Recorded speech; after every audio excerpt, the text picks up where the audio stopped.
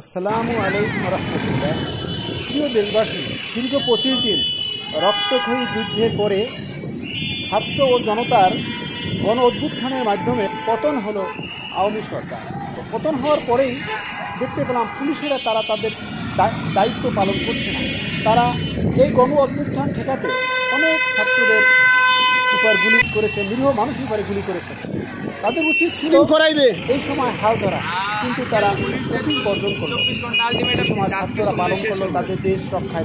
আমি সকাল থেকে আমার মনটা খারাপ, যারা কত কষ্ট করবে। আমার যে ছবিটা হচ্ছে বীর মুক্তিযোদ্ধা নুর ইসলাম কমান্ডার চত্বর,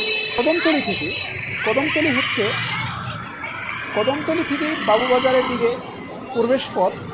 আর এটা হলো সেই মাওয়া যে আমাদের পদ্মা সেতু থেকে বাবুবাজারের দিকে যে চত্বরটা, সেটাই হলো বীর মুক্তিযোদ্ধা নুর ইসলাম কমান্ডার চত্বর। এখানে 3টা মুখ, 3 মুখে 6টা লেন বা আরও বেশি লেন। সেখানে আমরা কি দেখলাম যে স্কুল, কলেজ, ইউনিভার্সিটির ছাত্ররা সুন্দরভাবে সেই ট্রাফিক পুলিশের দায়িত্ব পালন করছে।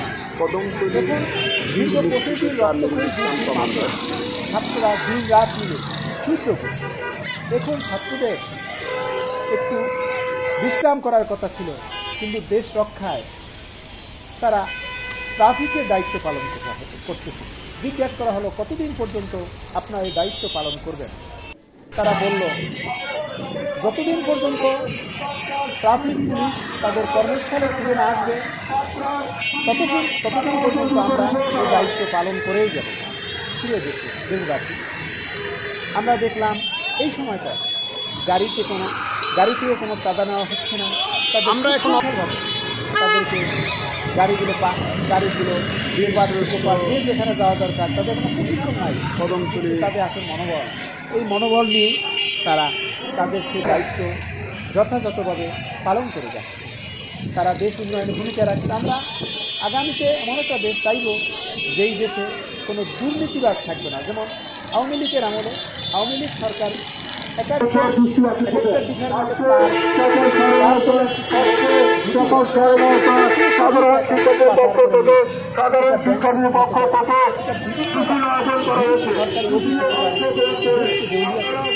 যারা যেই সেক্টরে চাকরি করেন তারা বুঝেন যে ওই সেক্টরের কত কোটি কোটি টাকা নষ্ট করেছে। আমরা পরবর্তী এমন একটা সরকার কামনা করব যাদের দেশপ্রেম থাকবে, তাদের মধ্যে কোনো লুটপাটের কোনো চিন্তা থাকবে না, দেশকে সুন্দর করার চিন্তা থাকবে। তারা পাবে তাদের কর্মের পারিশ্রমিক, কিন্তু লুটতারাজ করার জন্য তারা সুযোগ না পায়। এর মধ্যে সুন্দর সমাজ বয়ানুক। আর পুলিশ ভাইরাও তাদের উচিত, তারা ছাত্র ভাইদের সহযোগিতা করার কথা ছিল, কিন্তু তারা করেছে কি দমন পীড়ন।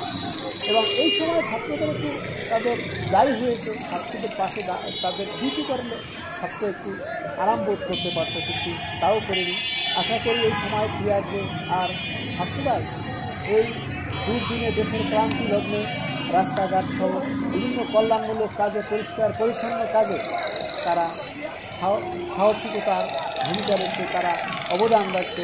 আমরা দোয়া করি এই তরুণ প্রজন্ম আগামীতে সৎ নির্ভীকভাবে এই দেশ গঠন করুক। আল্লাহ আমাদের এই দেশে সকল সেক্টরে দুর্নীতিমুক্ত করুক। সকলের কোঠা মেধাভিত্তিক এই দেশ গড়ার তৌফিক দান করুন। আল্লাহ পাক রব্বুল আলামিন আমাদের সহায় হোক।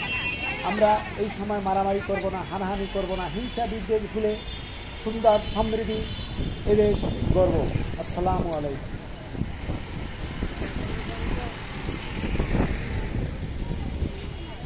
আল জাজিরা পাঠ্য চলে গেলেন বিশ্ববাহাদুর।